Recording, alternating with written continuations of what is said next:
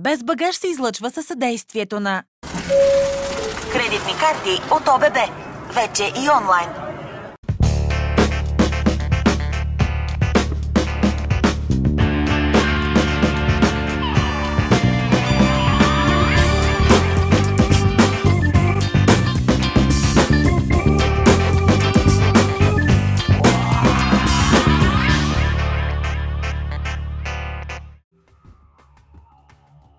Остров Ломбок е на 20 минути полет източно от Бали или на 3 часа път със скоростна лодка през Ломбокския проток. Идваме тук съвсем спонтанно, просто решаваме и пристигаме. Ломбок е като нешлифован диамант, традиционно скрит в сянката на популярния си съсед Бали. Този път Биляна, Валери и Валери Михаил тръгват на едно различно пътуване из Индонезия. Пътуване за душата. Успокояващо отстъпление от познатото, някъде, където да бъдат наистина изненадани от това, което ще се разкрие пред очите им.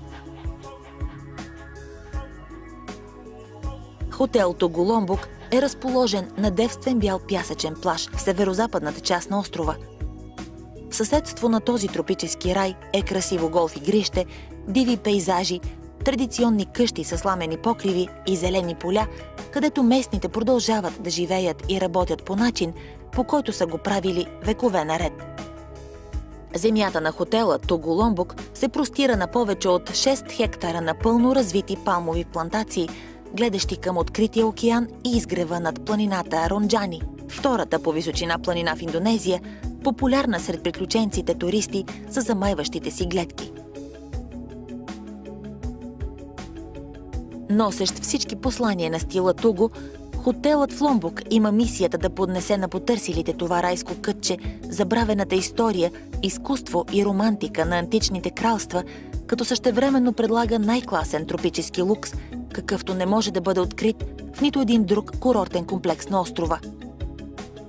Хотел Тугу Ломбок е декориран с стотици оригинални, изящни произведения на изкуството и антики, старателно събирани и реставрирани, оставени като любящ завет от отдавна забравената оригинална култура на остров Ломбок.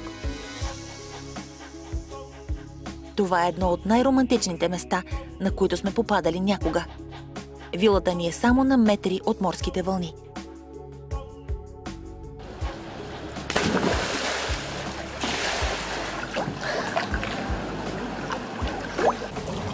Това е едно от най-романтичните места, на които сме били. Вилата е на самото море, Южно-Китайско море е точно пред нас, на не повече от 50 метра. Плажната ивица е доста широка и пясъкът е фин и изпъстрен с парченца корали и красиви ръковини, най-различни ръковини. По-скоро рядко ще намериш две еднакви, отколкото да намериш две различни, както обикновено сме свикнали по нашите крайбрежия.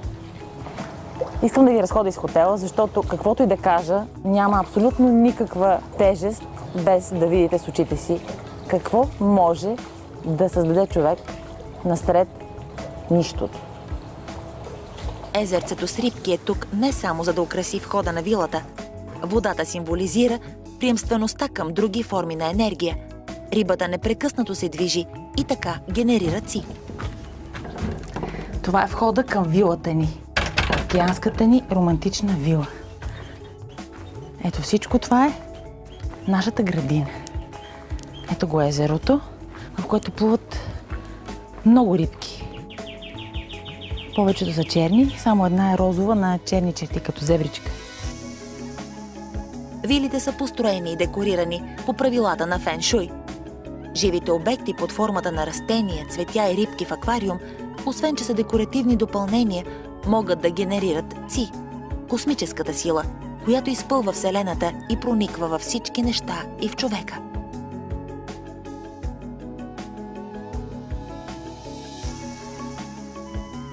Банята е с вход от към спалнята, но душът е на открито и нощем се къпеш под лунните лъчи, заобиколен от всевъзможни шумове и звуци на тропическа атмосфера. В първия миг е малко непривично, но скоро свикваш и малко по малко се сливаш с този рай. А ето е и нашата баня.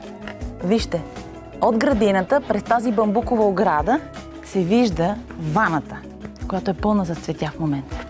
След ваната следва помещение, което е полуоткрито, с тропически душ. Там са мивките, тоалетната.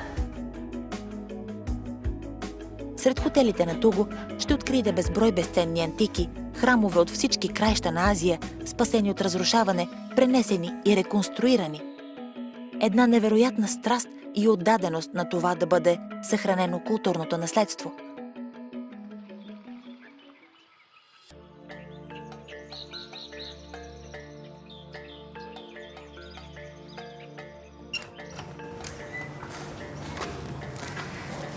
Ето е нашата прекрасна вила отвътре.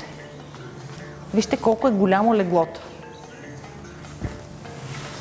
Голямо и много удобно. Вечер си спускаме ето тези пердета, за да не ни хапят комарите. Навсякъде до леглата са сложили специален лосьон, който е против комари. Ето го нашия телевизор. Вижте как се прибира. Хоп. Няма телевизор, има картина. Хоп. Има телевизор. И тук детето си гледа детските любими филмчета. Рум сервис имаме 24 часа. Всичко работи нон-стоп, непрекъснато. Менюто е доста по-голямо, отколкото в много ресторанти. Така, да видим какво още има тук. Имаме прекрасно писалище, за да си работим на него, да си пишем. Тези картини на мен много ми допадат. Рисувани са върху дърво и по-скоро върху стари дъски, които бих казала са доста странни.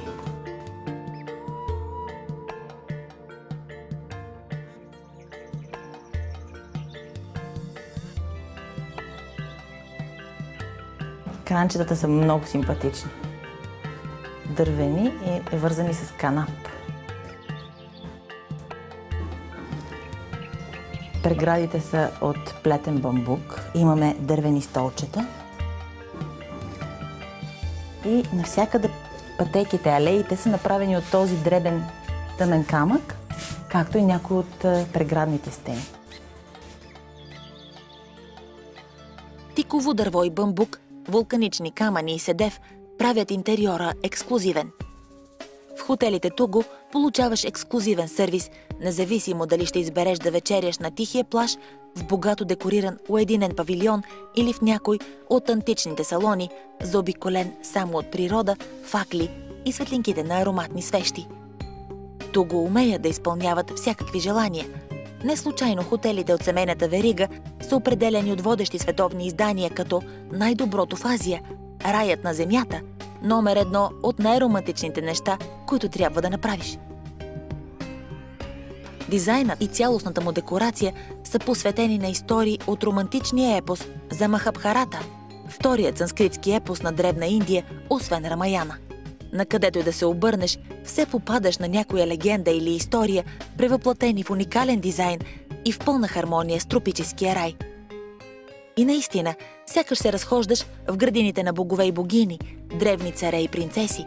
Усещането е повече от реално.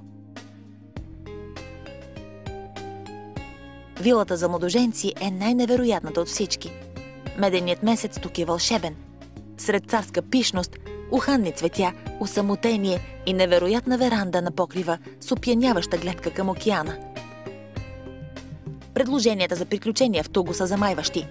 Курс по готвене, по танци, гмуркане и шнорхелинг край островите Гили, трекинги до най-живописни водопади, сърфинг и голф, йога, керамика, както и шопинг в най-впечатляващия арт-магазин на хотела. Ломбок е наричан малката сестра на Бали. Притежава непокътнато естествено очарование. Но дори и днес този остров не може да достигне световна известност, може би по причина, че не е остров с романтично минало. Спа-зоната е вдъхновена отново от книгата на Негара Кратагама и храмовете, описани в нея. Така миналото от 13 век сякаш е прескочило в наши дни. Тези храмове са функционирали като тихи, мирни места за почитане на предците. Вечерята на плажа е неизменна част от удоволствието да бъдеш гост на Туго. Безкрайният пясъчен плаж, осветен от луната, звездите и бамбуковите факли, правят завършека на деня специален. Можеш да си резервираш вечеря с изглед към статуите на бог Вишну или птицата Гаруда, или да бъдеш заобиколен от статуи на богове и богини, осветени с стотици маслени лампи. Очаква ни романтична вечеря на плажа. Искаме да сме далеч от всичко, освен от утихналия океан. Ароматни пръчици, блещукащи свещи и звезди. Животът наистина е най-красив в своята простота.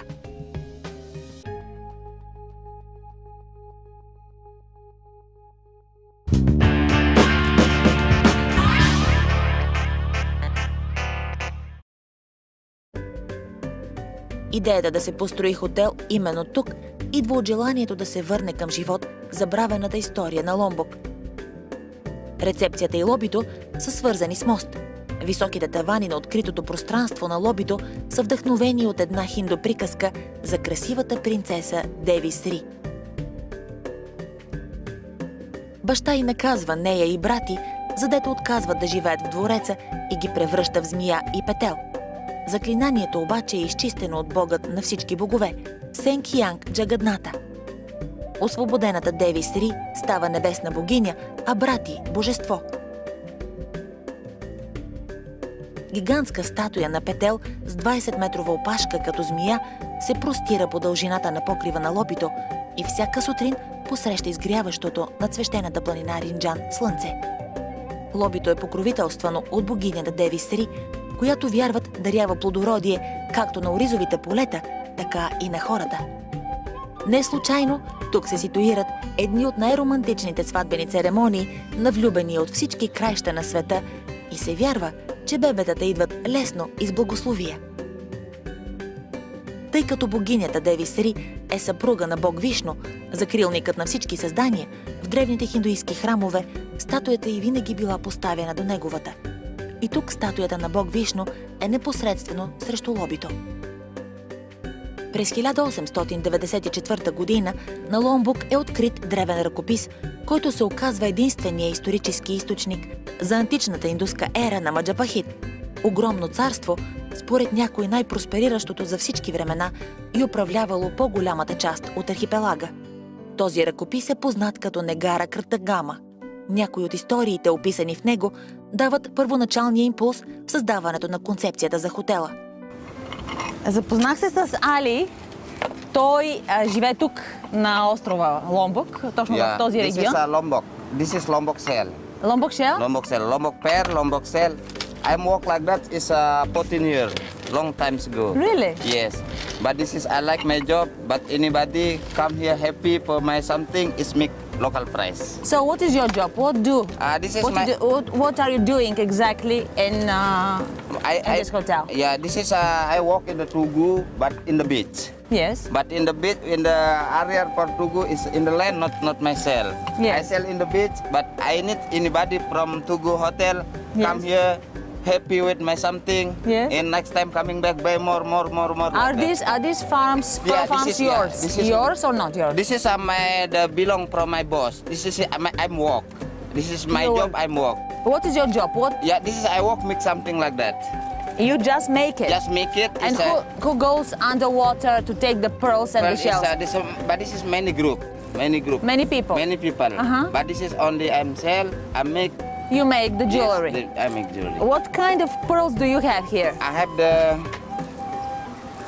the black one, gray color, the white one. But is this painted? No painting, no. When I'm painting, I think 1 week you try is change the color. I'm not possible I painting this color. Possible I painting with t-shirt. T-shirt I painting is possible. This is not possible. When I painting, this color is when you go to swim is gone color with the painting. This is the color. And are all these pearls from these shells? Yes. Or there are different shells? Different shell, different pearl like that. So not all like that. Depend. Can you show me another shell? Another shell is I'm not bring here. You don't have one? Just only I bring sample like that. Изкуството на отглеждане на перли е дълъг и деликатен процес. Докато сме на Ломбок, можем да научим за процеса за събиране на стриди, засяването, отглеждането и добиването на перлите. Наистина не знаем кое по-напред да направим. How much is one?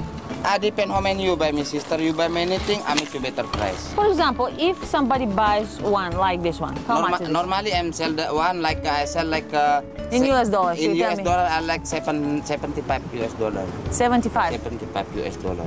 75. But depend. When you many thing is I make you better price. Yes. And this one, how much is this? This is more expensive like this, yeah. But this is all pearl. This is with the gado-gado. Pearl Yes. is mother pearl. Yes. But with the How price, much is this? with the price, my friend, depend how many. When I ask you price like this, friend, I think it's too difficult for you. Yes. You take how many piece? Okay, one price, but I make you the price is make anybody happy. Oh, thank you, yeah. Yeah, your things are really beautiful. Yeah.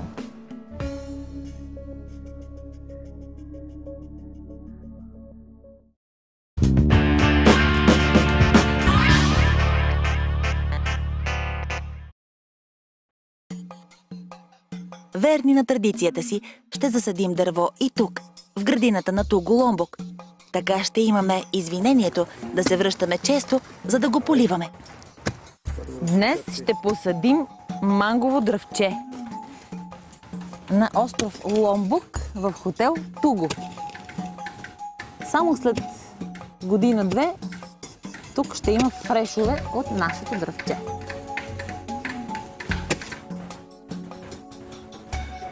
How long does the mango need to give fruits? Maybe 3 years. After 3 years, we'll have fruits, right? Okay. След 3 години тук ще дойдем да пиеме фреш от нашето манго.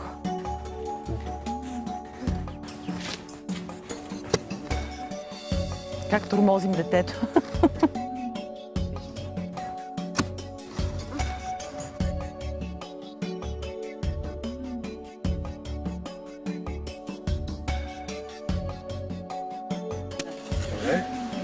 Готова, Валерия? Добре, чакай. Достатъчно голяма. Стига. Тя не трябва да е широка, но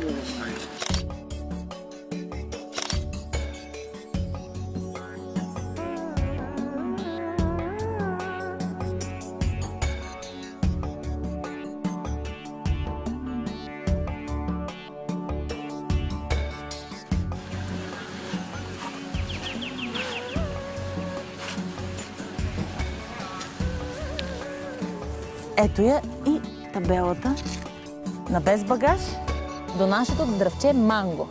Без багаж, Travel Show България. ето кой посади дървчето. Искам снимка с вас. Айде.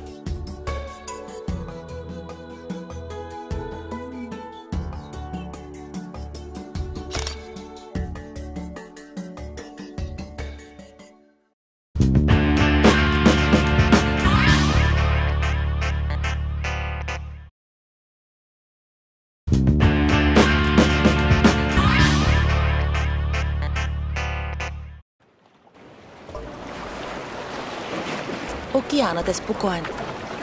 Разхождаме се по плажа и не спираме да се радваме на новооткритите раковини. Днес сме решили да отскочим до архипелага Гили. 3 малки острова само на 20 на минути от Туго Ломбок. Островите Гили са популярни сред почитателите на гмуркането. Там някъде минава пътят на гигантските зелени костенурки и имаме голям шанс да ги зърнем отблизо.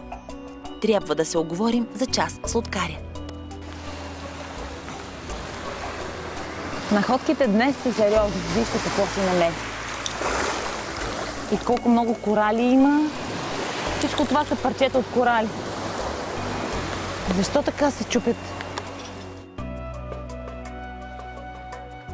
Само на няколко минути път с лодка от хотела можем да посетим островите Гили. Това са 3 малки коралови острова, всеки с превъзходно чисти води, коралови рифове и брилянтно отцветени риби. Кратко 20-минутно пътуване с лодка от плажа на Туго Ломбок ще ни отведе до 3 малки коралови острова – Гили Ер, Гили Мено и Гили Трауанан. Островите са станали популярни сред търсачите на близки до природата удоволствия, слънце, шнорхелинг, гмуркане и срещи с нови приятели от всички краища на света. Пътешествениците Биляна Траянова, Валери Белчински и Валери Михаил са готови да открият островите Гили, обещаващи истински тропически приключения.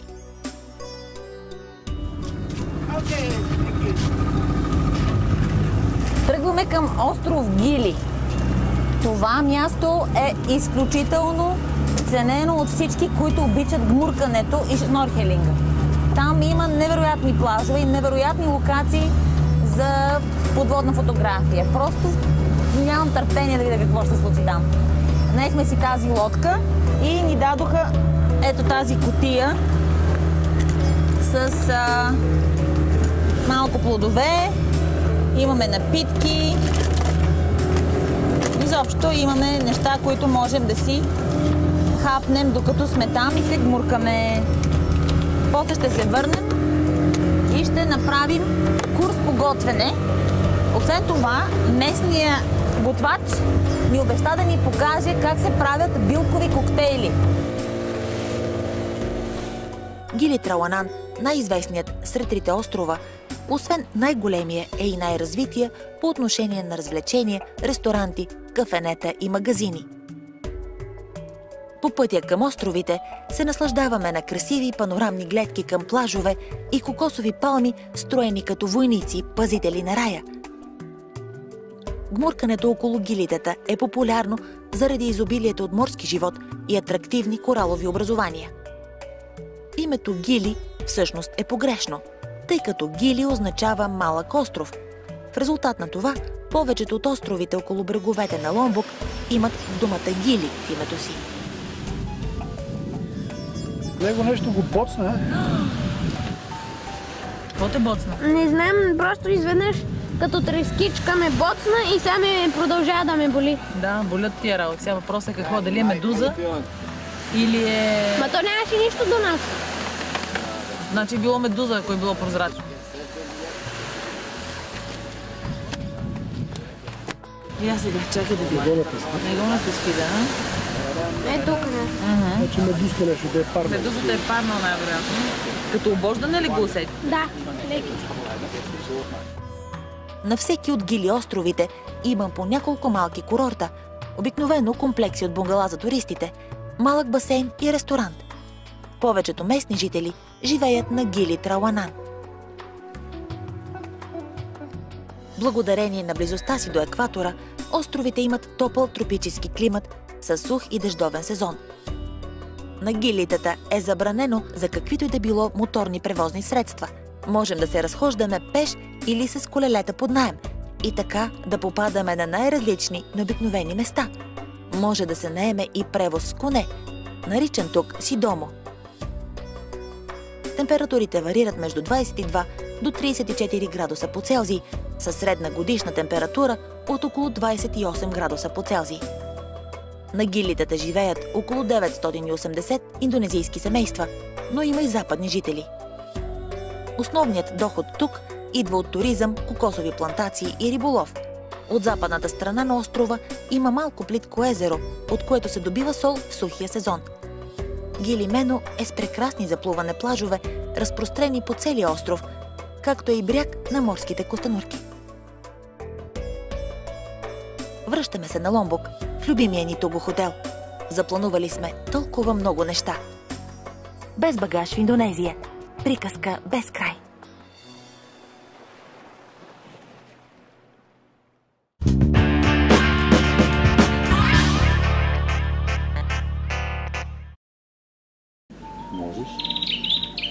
Може, ако искаш от езерото, в мрежата има риба. Ти да не се виждат ти. Нищо, нека да ме има. Айде де, вече е мой ред. Айде пак ти. Това Стигай го все пак как. Вади последни. Всякъде. Как тормозим детето. Къде си шест малко? Не! За басейна ми. Внимавай с пръстите на краката.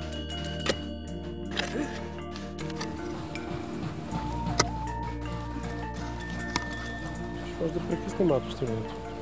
Добре, може да прекъснем, ако искаш. Ставам повече.